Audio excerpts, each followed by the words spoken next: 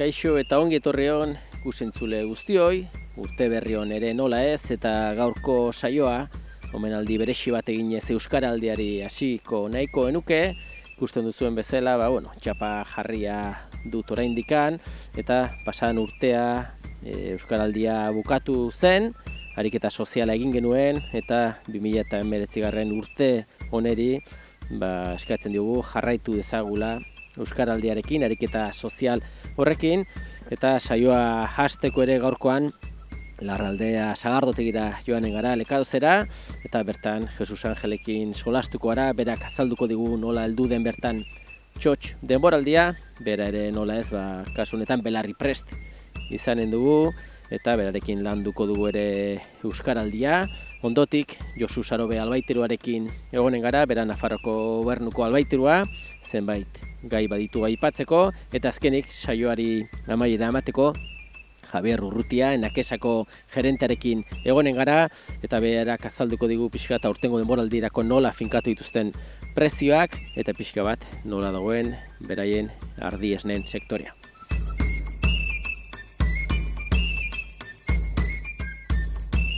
Saioaren hasieran esan bezala, oraingo honetan Larraldea Sagardotikan gaude, Lekarozen, eta badakizue pasadan urte bukaeran, euskaraldia ariketa soziala egin genuen guztiok, batzuk hau bizi, beste batzuk belarri prest, eta 2019 urte honetan nola ez, egunero ariketa sozial horrekin jarraitu behar dugu, ni hau bizi naiz eta nire alboan dagoena, Jesus Angel Gartzia, bera belarri prest da, eta oraingo elkarrizketa euskaraldiari ere omenaldi txiki bat eginen dugu, eta Jesus Angel alaxe da ez, Larraldea Sagardotegia Lekarozen, Nafarroako sagardotegitako bat, beti ere aspalditxotik ekologikoan lanean ari zaretenak, eta txotx denboraldia ja gainean dugu, zeu zaitu gainaz Nafarroako sagardogile elkarteko lehendakaria, eta horixe da, ez, konkretuki noiz hasten duzu zuek Nafarroan txotxirekira? Pues el día 12 hacemos la presentación, el día 11 hacemos la presentación oficial y el día 12 ya abrimos al público. Aurten, ez dakit sagar denboraldia nola izan duden, sagardoa egiteko sagarra behar da, eta badirudi sagar urtea ez dela ona izan, ez? Bueno, este año nos tocaba poca manzana, pero ha sido menos de lo que se esperaba. Ha habido alguna variedad que sí que ha dado bien, por ejemplo, la urtesagar ha habido bastante, el resto no, debido a la primavera húmeda que no hubo prácticamente polinización, y pues ahí estamos. Sagardoa, ez dakit, nola heldu da sagardoa, eguraldi hotza orain ari du pixka bat hasi du egiten, bere prozesuan ongidoa edo? Bueno, la sidra, empezamos a cosechar el 15 de septiembre, que es un mes antes de lo habitual. Entonces hubo unos calores fuertes a la hora de la primera fermentación y se produjo una fermentación, la alcohólica sobre todo, se produjo muy rápida. Entonces creemos que la sidra viene un poco más adelantada. Orduan, jende askotan kejatzen da, txotxa esieran sagardoa dagoela pixka bat handikan eskas, aurten eginagoa izango da sagardoa, eta beti ere Larraldea Lekarozen jendeak bastan erakartzen du eta gustora etortzen da, ez? Zuek duzuen hemengo bista hauekin eta leku paregabe honetan jendeak disfrutatzen du, ez? Txotx denboraldia Larraldean. Sí, los 5 sidreros que estamos en Navarra, estamos en zona rural, tenemos manzana propia. Entonces el desarrollo que tenemos en las sidrerías es diferente. Entonces la gente puede ver un poco tanto el proceso como las plantaciones, y podemos hablar de la manzana como de la sidra. Eta gure atzekaldean ditugun kupoel hauetan, txotx denboraldirako prest izanen da sagardoa, baina zuek ere botillatan ere sagardoa gero saltzen duzue urtean zehar, eta garrantzitsua da, ez, zuentzat? Nosotros todos vendemos en embotellado, en nuestro caso vendemos también en ecológico. Lo que no se vende en el comedor sale todo embotellado, y pues eso. garrantzitsua, ez? Beti ere, bueno, botillatan saltze hori, garrantzitsua da, ez? Zuentzat ere, ez? Sagardotegi batentzat ez da bizi bakarrik txotx denboraldiaz, ez? Botilla horiek, azkenean diru sarrera bat da, ez? Sí, sí, nosotros la explotación es de ciclo cerrado. Entonces, tanto tenemos la manzana como tenemos la sidra, como tenemos su venta en diferentes maneras, tanto en sidrería directamente al choch como embotellado. Entonces, el ciclo es un ciclo circular, cerrado, lo que se llama cerrado, lo que en Francia llaman fermier. Eta txotx denboraldiko menua, jatekoa, hori ere jendeak aldaketarik ez da egin behar, badu bere arrakasta, menua berezkoa erakargarria delako, ez? Behar da beti ere, ez duzu menuan aldaketarik egiten, ez? Txotx denboraldiko menua betikoa. Sí, el menú de sidrería siempre hacemos el mismo, siempre tenemos alguna variación por si a alguno no le va la chuleta, pero bueno, el menú siempre es el mismo para acompañar la sidra, creemos que es el ideal y bueno, son productos de la zona, tanto la chuleta como las nueces o como el queso, son unos productos de estas zonas y creemos que es el apropiado y bueno, funciona bien. En algún caso, nosotros por ejemplo, pues la gente se puede traer la carne y se la hacemos aquí, hace tiempo que no se hace, pero bueno, siempre tenemos esa posibilidad. Eta sagardoa egiteko orduan, varietate desberdinak nahasten dira, sagar desberdinak. Zure kasuan gustatzen zaizu varietate batzutatik gehiago, beste batzutatik gutxiago, tamaina hartua duzu? En cuanto a la manzana, la sidra, tal y como fabricamos, es un poco difícil que sean todas las cupelas igual. Entonces yo en concreto prefiero variedades de manzana que sean amargas. Las variedades de manzana tienen que ser amargas, ácidas, sosas y dulces. Y la más escasa suele ser la amarga, que es la que aporta los taninos, y la ácida que aporta el ácido málico. Entonces, fundamentalmente tiene que tener ácida y amarga. La dulce es más fácil de pillar y no tiene tanta complicación. Eta jendeari, ze gustatzen zaio jendeari gehiago, gozoagoa den sagardoa aixa errez edaten delakoz, edo sagardo zaleari, beste sagardo mota bat, nahiago du. En cuanto a la sidra, es diferente la hora que se toma, eso es como en el vino si tomas blanco o tomas tinto, ¿no? Entonces, si es de poteo se suele preferir más dulce y si es para la hora de comer un poco más fuerte. En cualquier caso, la sidra tiene que tener cuerpo, tiene que tener un poco de densidad. Este año creemos que en cuanto al cuerpo está bien, cosa que el año pasado andaba un poco más floja.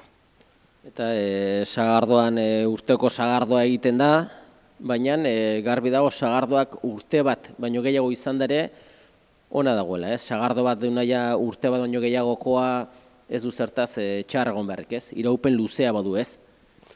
Bueno, la sidra para embotellar para el choch está lista. Para embotellar hasta febrero no estará, tiene que pasar la segunda fermentación. Entonces, de ahí la importancia de las variedades a la hora de embotellar. A partir de febrero se empieza a embotellar la nueva sidra, más o menos. Hay años que un poco antes, hay años que un poco más tarde.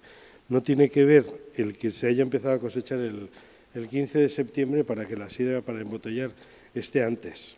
No tiene que desaparecer el azúcar y tiene que desaparecer el ácido málico, que a la vez se convierte en láctico. Es un poco complicado. Baina sagardoa ere, botila barruan ere, irauten du ongi ere, ez denbora. Bueno, 2 urte. Bai. Hori da, orduan askotan sagardo berria etortzen da, baina zarra ere oraindik edateko dago ere, ongi dago ere edateko. Bai. Bueno, hay sidras que duran muchísimo tiempo. Bueno, lo legal son 2 años. Txotxaren sekretua behar bada da denboraldiko gauza bat dela. Orduan, sagardoa maite dugunok, pixko bat espero noten gara txotx denboraldia noiz hasi, izango balitz txotx denboraldia urte osoan zehar galduko luke xarma hori, ez?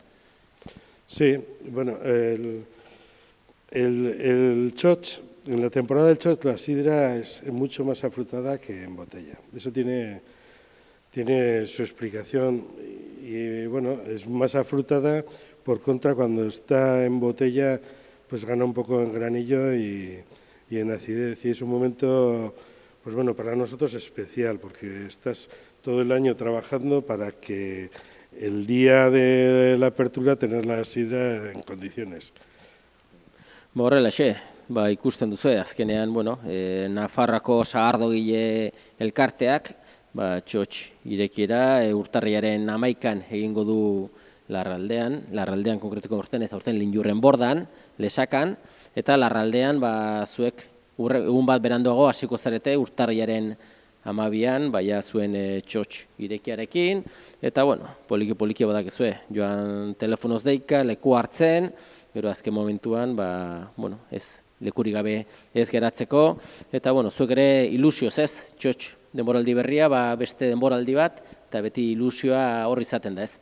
Bai, todos los años tenemos ilusión para empezar, es como si empezásemos de nuevo, porque tenemos unos meses de parón en el comedor y entonces no sabes nunca, empiezas a pintar, es como si estuvieras de nuevo, entonces estamos ilusionados. Eta bertara etortzen den jendea, perfil desberdinetako jendea izaten da? Es diferente, hay desde jóvenes, pero siempre parecido. Ongi, zorterik hoberena Jesus Angel, ikusten dugu belarri prest bikaina zarela, ongi ulertzen duzu, berriz ere errepikatzeko ere behar delikan galdetzen duzu euskaraz, eta hori da guk ere eskatzen duguna, pixka bat euskaldun oroari, euskaraz ongi dakienak eta gutxiago dakienari ere, saiakera egitea urte osoan zehar, eta sagardotegietan ere leku paregabea izaten da euskaraz aritzeko, pixka bat lotxa eta bildur hori sagardoaren laguntzaz kentzeko, eta esan dakoa, denboraldi polita izan dezazutela, eta eskerrik asko. Esker.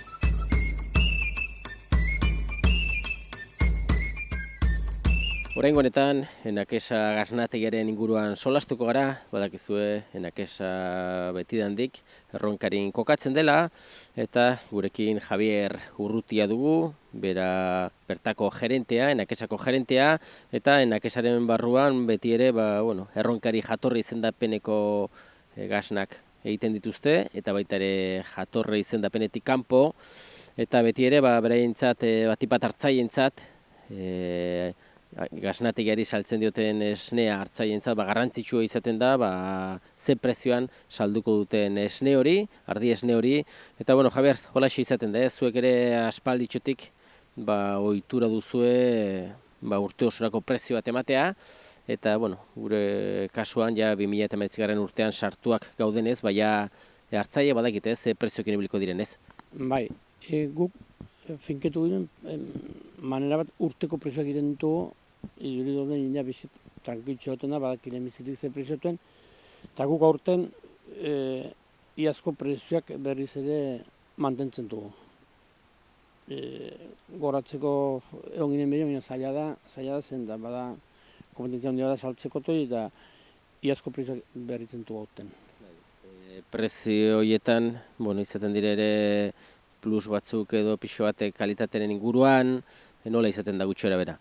Bai, guk egiten du tramoka ez, produzioen araberian izaten dituzte prezio batzuk, eta gero gaudenen badaukute prima batzuk eta deskontu batzuk kalitatean araberian. Eta normal behar da kumplitu ez da, 1.000 germenak, 1.000 baino gutio, 1.000.000 zeluretan eta inhibidori gabe, antibiotikoita gabe.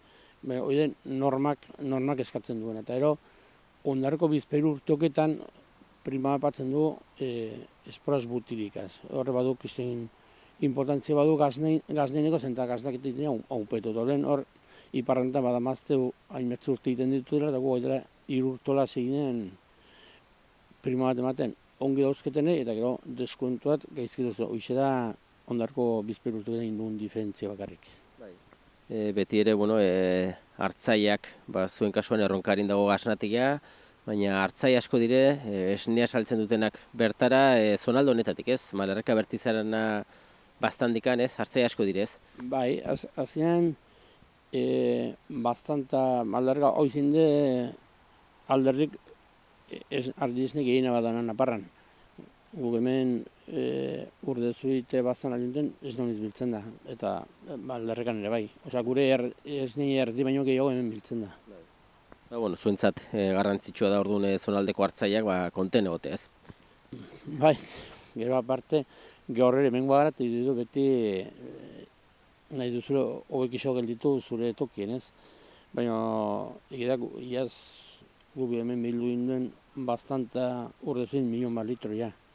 Eta, ja, kopuru ondia da eta behar ditu zein do. Zuen enpresaren barruan, Arizkungo gasanategia ere azkenan zuena da ere, ez? Bai, grupo berdinea da, azkenan TGT da grupo bat, emetze Espainia mailan badauzko 10 bat fabrike, eta Arizkungo oportunitate sortatu zenean, Idiazabal gaztare egiteko nahi dute politika da jatorrizko izendapen guzietetik gazna izetea. Orduan, Idiazabal beste enpresa erosten zen, eta Arizkun egiten da Idiazabalgo gazta. Idiazabalko gazta hori Gorramendi izenarekin edo? Ez, guiltzen Baztangoa, guiltzen lehenoko lehendabiziko marka zaukena, eta gero Belai, eskolari mailan edo Baztangoa markakin saltzen da, eta gainako tokitan Belai bezala.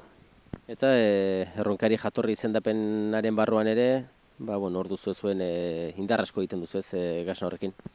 Bueno, enak ez egiten du irutei bideola, denominazio ibarrean irutei bide txikiokoa da, esne gutio dago, eta 400.000 kilo egiten ditu denominazioak, eta irudun egiten ditu enak ezak. Baina, Idiazabal baino, kopuru gutio muitzen du. Eta bestetik ere, jatorri izendapenetik kanpo ere, kilo haunitz saltzen dire ere ez? Bai, gero gehiago, saltzen da, problema dago, netako problema handiena dago, denominazio barrean ez nagoai azide, aurten bantzoa azide, eta gero uztailan nola bukatzen da, eta bertze esne klasien naiz uden ere gutio izan izaten da urte guztien. Orduan, enpresai lana mateko edo fabriketan lan egiteko obligitu ezak bertze gazna klase bat itera. Ez delako behin ez natazela urte guztien. Eta beti ere konsumitzaile asko bada begitzen duenak ere prezio hori ez? Bai, denonesa beti garestixo da, bai, ongi da, baina azkenean inaunitzen prezio obligitu da prezio, eta gero eta gerra gehiago bada, eta gazna honiz bat ona dienak prezioa, nahiko prezioa arrozenean. Eta denuneseko gaznak beti garestikoak die. Eta goste egiten da sartzeare. 2019 urte oneri begira berririk baduzue, eskuartean zozer berria? Bai, gure helburu naiz, hemen bastanen naizenak esan da, norma bat IFS ditzen dena, zaila da esplikatzeko, baina da supermerkatu tol denak egin da laneko manera bat dena kontrolatu lehenoko izok eta bezala, baina aitzinetu hau ez. Eta esportaziorako eta dena normoi gain ditu. Hoi gure hautengo helburue, zenta aigara behitzen esportaziorei buruz. Merkatu bizkite dekit azide zerbete esportazioa eta hoi nahi dinondik hoi bultzetu. Hori da kalitate zigilu bat bezala, saio bat kalitatezkoa edo ez? Da, saioak kalitatezkoa, han kontrolatzen dizute dena. Esnetik hasi, laneko manena eta krisin kontrolak eta seguridad alimentaria deitzen dena. Osea, gero eta garantio matiko gaz nahi, konsumidurin, jendea biletzen dute supermerkatuak sustik ez dizeteko problemik, gero eta gehiago eskatzen dute normauk pasatzea eta normunekin nahi behar duzu kanpoan saldu eta obligitu zara egiten, eta aurten gure helburiko handien horixe da. Kanpoan saltzerakoan batipat jatorri izendapenak saltzen dituzue? Bai. Denominazioa betzeik, zerbaitola mezklako gazna saltzen da zeo zer, baina gehiena denominazioa. Eta herrialderen batola indarra handia dunak edo itxura handia saltzeko? Bueno, ikusten dituzute pedioak denak Barcelonatik mugitzen dituzte, baina Hemen bastango kasuntek nahiko poliki saltzen da Republika Dominikanan. Eta hor otolena bada delegazioa eta saltzen da nahiko. Toi, hor egin dituzte delegazioak Polonian, egin dute Mexikon, saltzen da, Dubai, oza, badute departamentu ja esportaziorako bakarrik. Eta ja personat dediketu hortara eta gu uste du hortan izetal dugule pixke saltzeko manera gehiago. Garbi dago zuek artzainen beharretan zaudete, artzainen ardiesnean beharretan. Ez da egite, etorkizuna nola ikusten duzu artzantzaren etorkizuna? Bueno, ez dena denonezeko esnea animeleko esportazioak iria montatzen, kristin esnepilik behietan da zela, baina latxakinte zailagoa da. Torren, nik uste dut eta presoak da mantendiko diela, nahiz sartu de jendera zide esne egiten, Oaia, odel urteatzu baino jendeak esne gehiago egiten dut, saldu ezpormenak kanporate eta ateratzen goztiten da. Bueno, Javier, espero dugu 2019 urte honetan, horrek ikusi duzen hori gauzatzea, betetzea, eta urte polita izatea. Eskerrik asko. Eskerrik asko zuei.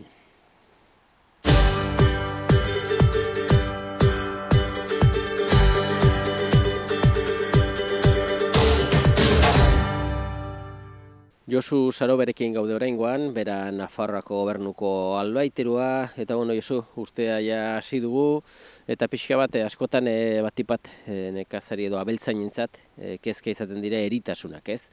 Behar bada soinu edo gehiegi entzuten ari den eritasuna da, zerri sektorearena ez, hor bada arrisku pixka bat, eta ezagit nola hasi duzuen urtea edo nola ikusten duzu afera? Bai, eritasunarekin gero eta gehiago erabiltzen dire tresna batzuk eta ardera sartzen zaina bioseguridad. Horrek erran nahi du, saiatu behar dela, edozein arrisku bat murriztea. Gero antibiotiko eta gutio erabiltzeko. Zerrien sektorean, konkretamente, bioseguridadeko neurri hauek normalien zorrotzak eta fuertek izaten dire granja industrializatuta horietan. Exigitzen dire eta gero aparte, ganaderoa bere aldetikan badaki ze arriskua duen kanpotik, eta saiatzen da kanpoko edozein arriskua murriztea. Gure zona honetan zailago izaten da, batez ere zerriak kanpoan ibiltzen dire, larrian ibiltzen dire, eta arrisku hori beti hor dago badakigu, hemengo zerri granjak aize txipigo direla, herriberakoekin konparatu zaidez eta ez direin profesionalak. Baina beti arriskua hor dago. Orduan saiatu behar da ganaderoak kanpoko aziendarekin kontaktu hori txikitzea. Eta gure kasuan, batez ere basurdeak dire arrisku gehiak hartzen dutena. Kasu honetan, denok haituzue ja, Belgikan, atera direla basurdetan peste portzin afrikana, hemengo lehenoko ganaderoak horituko dire bakar batzuk, zer izan duzen hori, baina logo eritasun hori momentuz Belgikaraino etorri dena eta basuretan dagona, pasatuko balitz zerrietara, kalte handia ingo zuen zerrien industria, Nafarroko zerrien industria. Orduan, 2019 urte hau, pixkote, kezkarekin, eta, kontu handia izanez, horrelako kasuak ez emateko, ez, prebentzioa. Bai, administrazionekin, nahi da inkapie pixkotegin, jendea, beren neurriek hartzeko, etxeko zerriek, albezein kontaktu gutiena izatea, basurdekin batez ere, direlakoz arrisku gehiago hartzeuterakoz. Orduan, erteko zala, euraski, aurten inentugu enkuestak, uste dut pasatzen dela bat, abertze, erteko zara pixket txapa ematen, jendea neurri horiek hartzeko, batez ere zen, haunistan, batzuk bizpairu urdamakin irudituko zaio sobera direla, bino eske eritasuna izartzen balin bada, Nafarroen zerritan batez ere, kalte oso handiak izaten aldire. Bestetik ere, iaz urtea bukatu zen bezala, hasi duzue teknologikoki ez, badakigu gaur egunean aukera badela, giak etxetikan ateratzeko, eta horren inguruan ere, jenderi gogoratu ez. Bai, leheno erabiltzen ziren gia mota bat, bakotxa bere etxean betetzen zuen eskuz, eta gero ekartzen ziguten kopia batzuk eta ofizinara. Gu ematen dugu kuadrilla bat, eta gero horiek akitzen zuten bezala, ekartzen zuzten ofizinara. Hori kendu dire, eta batez ere sartu da dena ordenadorean. Horrek erran nahi du, lehenotikan ere egiten altziela giak etxetikan ordenadorez, etxetik giak iten duna debalde ateratzen zaio, eta gero ordenadoretik aparte ere bai mobiletik aniten alda. Mobileko aplikazioa ordenadorekoa baino pixkat erraisago da, eta printzipioz inprimitu behar dire gia. Baina hemendia gutxira ez dira inprimitu beharko, eta adibidez mobiletikan gia iten den bezala, bidaltzen zaio korreo elektroniko bat mataderora, eta ja alietzen zaio pues, gia mataderora xuxenean. Orduan, kamioneroak edo tratanteak bakarrikan eraman behar du hazin da, eta ika hori bai beti duki behar dute. Orduan, badakigu hau jendeari kostatuko zaiola hori, orduan gu baita ere, pues, ofizinatikan segitzen dugu beti bezala giakite. Baina poliki-poliki aber jendea sartzen den, batez ere, pues, ez da inzaila, beti etxe guztietan bada gazteren bat, badakina mobila manejatzen, pesatzen dut, edo ordenadorea, eta sartzen den poliki-poliki jendea. Hortan. Datu berriren bat sartu behar da gia horietan edo bereziren bat? Bai, orain ja transportistaren zenbakia sartu behar da, orduan norbaitek etxeko furgonetak edo todoterrenoak leheno etzeren exigitzen baina balin baditu, pues, torri behar da ofizinera, registratzen da, nada, karne identidad eta fotokopia batekin, kotxearen behikularen fotokopiarekin registratzen da, eta ja hurrengorakoia gelditzen da ja registratuta. Bide, pues, normatibala dago, eta... Bestetik ere, behorren identifikazioaren kasuan, bada aipamen bat egiteko bada ez. Bai, pues, behorrekin badakigu, pues, badirela oiniken behorra honitz bakar batzuk badila identifikatu gabe, orduan ja, jakin bardu jendea, hemendik aintzin poturak identifikatzeko behar zaiela amaren zenbaki aparatu. Bai txipain aldetikan edo pasaporten aldetikan. Orduan jendea pixkat atento egon behar du, komeni da behorren liburua aldia paratzia, batez ere, pues, gero alta emateko xuxen potrori. Gainera potroi beti 12 bete baino leno eman behar zaio alta. Bertzenaz gelditzen dire, pues, mataderora joan gabe. Eta bukatzen joateko, Josu, badakigu zoritxarrez, nekazarita beltzainak, paken diru laguntzari begira egoten direla, behartuak direla diru laguntza horiek jasotzea, eta ezagit horren inguruan ze berri dugun, ze aldaketa diren?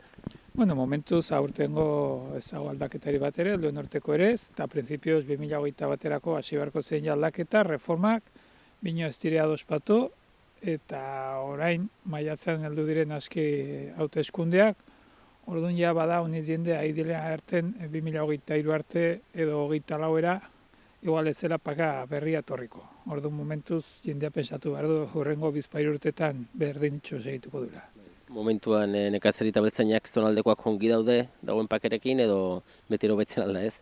Bai, dugu dirua denentzat, pues, albezain gehiena, eta nik usten dut, izan du direla nekazari gazte batzuk arrimatzen nahi dira sektore, beti erraten du, bai, jubilatzen dira, pues, bai, ala da, adine, pues, goiti joaten nahi da, gazte bakar batzuk nahi dire animatzen, eta gauz polita da, eta orain, pues, bazituzten laguntza de primera instalazion, eta bakarren bat sartu da, eta, nire bada bakarren bat sartzen nahi dela, bai.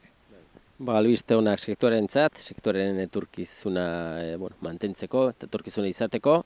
Josu, eskerrik asko azalpen hauek emategatik eta urtea ongi joan da ia. Mila esker. Bai, berdin, bai, gerte, bai.